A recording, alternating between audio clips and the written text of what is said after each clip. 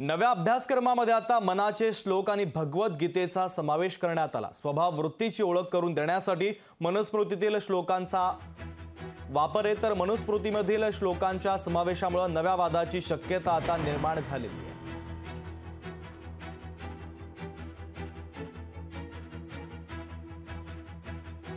शालेय अभ्यासक्रमाचा आराखडा SCERTने जाहीर केल्याचे समजत आहे, परंतु या आराखड्यामध्ये मनुस्मृतीमधील मनाचे श्लोक विद्यार्थ्यांना पाठ करावे लागणार आहे।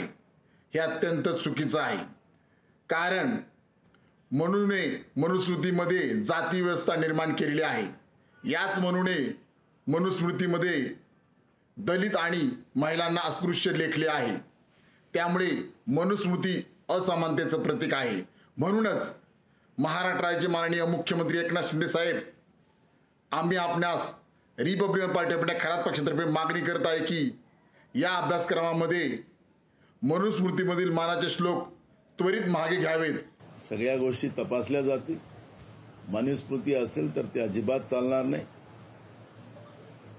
आणि त्याच्यामुळे या सगळ्या गोष्टी तपासून देशामध्ये सत्तेचं परिवर्तन आहेच आणि त्याच्यामुळे मनुस्मृती या देशामध्ये कदापि चालू देणार नाही ही भूमिका काँग्रेस पक्षाची आहे आणि त्याच्यामुळे हे सगळ्या गोष्टी तपासून योग्य निर्णय काँग्रेस पक्ष त्या ठिकाणी घेईल।